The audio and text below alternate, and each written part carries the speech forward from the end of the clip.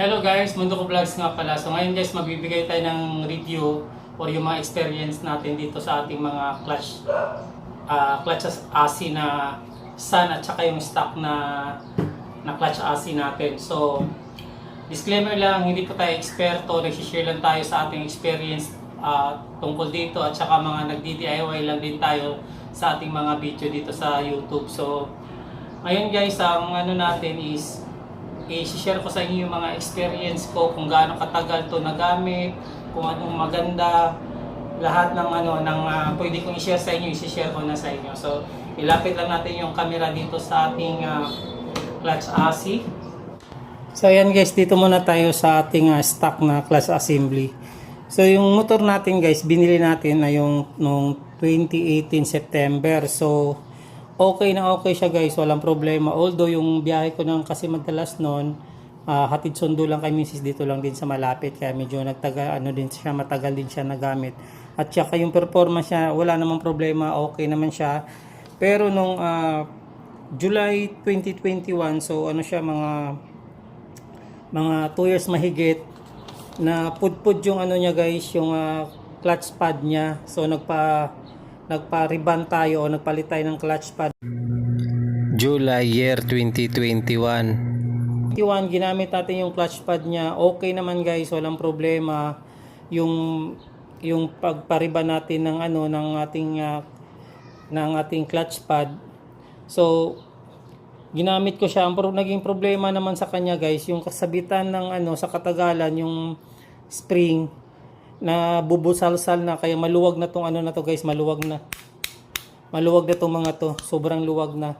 Kahit anong bili mong bagong spring, pinalitan pala natin to ng spring na una 1,200 na tigas, tapos 1,500. So nung wala na talaga siya, hindi na siya kinaya.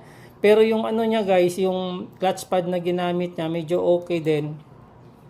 Medyo makapal pa, pero para siyang mabato na rin. Siguro pwede na rin siya na kaya nag-i-slide na rin.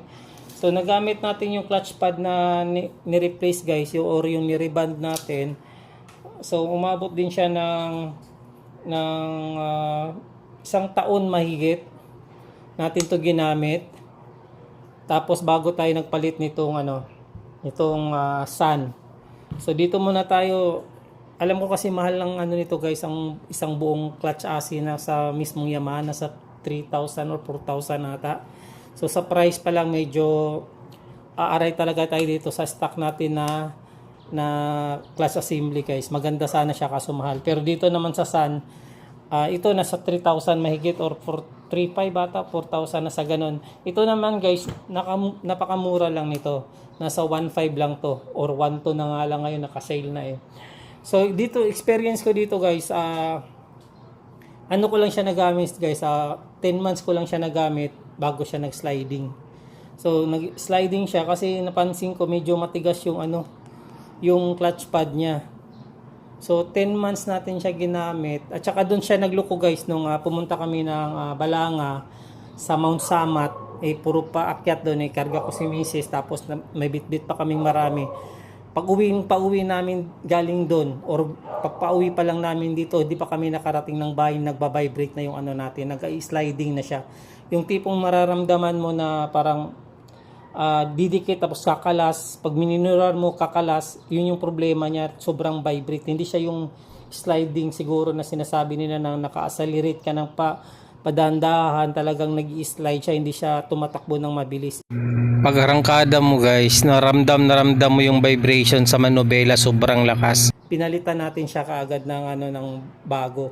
Tapos kaya ang isa pa sa gusto ko rito sa na to guys, sa clutch AC ng Sun, makapal tong niya, makapal yung pad. Nung bago siya guys, sa performance halos parehas lang sila nito ng stock. Yun nga lang sa patibayan, so panalo talaga yung natin, yung stock natin. Tapos yung stock pala na to, medyo maliit siya. Nung pinariban natin or pinalitan natin yung clutch pad niya, sabi ko dun sa gumagawa, habaan niya konti para mas makapit. So yun din ang ginawa. So okay naman to. Tapos dito, yun lang, sobrang tigas po talaga niya. So 10 months after tapos nung February nagano tayo guys, tuning tayo kay Junjun Grasa sa Marikina. So pinalitan natin ng clutch AC naman ng pang NMAX. So sobrang kapal ng dito niya guys. Sobrang laki ng niya dito, yung clutch pad niya. Tapos yung performance talaga niya, sobrang ganda din talaga. Yung nakalagay natin ngayon na clutch assist sa ating motor. So siguro dahil sa naka-tuning nga siya, maganda pagka-tuning, siguro okay yung takbo niya. So guys, gagamitin ko pa to. Pero yan guys, sa next video ipapakita ko sa inyo, ipapariban natin yan, papalitan natin ng clutch pad para magkaroon tayo ng reserba, para kung magka-problema man may papalit tayo kaagad. So yung papakita ko sa inyo next video siguro, para ma-share ko rin sa inyo kung saan ako nagpapariban sa Pasig. Mura lang yun guys, dati 170, ngayon pagpalagay na natin na 250. So sa halagang 250 mayroon na tayong bagong, sa pagtitipid, mas tipid pa rin tong Sun kasi nga ang presyo niya nasa 1.5, 1.7 or ngayon nasa 1.3 na lang, 1.2. Mas tipid pa rin to kung tutuusin. Sa performance naman guys, nung bago siya wala naman akong masabi. Pwera na lang talaga nung nag-sliding siya after natin siyang ginamit ng 10 buwan. Doon na talaga nagkakaproblema. Sa kapit okay din naman. So sabi nila ganun daw talaga yung sakit ng mga aftermarket na mga clutch AC tumitigas. Iwan ko na lang yung mga mamahalin. Iwan ko na lang din yung ibang brand. Basta yung atin na experience itong sa Sun lang. Sun Racing na na clutch AC. Para sa akin sa 1.5 tapos ikukumpara mo dito sa 3,000 mahigit. Para sa akin okay na to. 'Di ba? Okay na to. Pero yun nga, nung nakaraan kasi may budget naman dun sa paggawa natin dun kay Junjun Grasa. Sabi niya, sir, mas maganda talaga performance pag stock yung ilagay natin ng NMAX. Kasi mas makapal yung yung clutch pad. So nilagay, inano na lang natin kasi total may budget naman noon. So yun, napabili tayo ng stock ng NMAX. Super ganda naman. Sa tingin ko sobrang tigas guys talaga kung kumpara mo yung dalawa. Mas matigas to. Kung sa texture lang yung pagbabasihan, pag yung ginaganyan mo, mas matigas tong na to, talagang parang salamin na lang na yung mo, di kagaya dito na medyo may pa siya, magaspang pa siya konti. Tapos take note, matagal na natin to ginamit, 1 taon mahigit, kaysa rito na 10 months lang. So kung itong Sun, papalitan natin ng bagong clutch na kagaya nito, magtatagal din to guys. At saka mas maganda yung performance nito kasi yan yung clutch niya, clutch pad niya, ang laki ng diferensya nila. So kung mapapalitan ng ganito, okay na to guys. Ini suggestion na mas mga murang brand, mga magandang paraan para sa ating clutch AC. So comment lang kayo dyan sa baba.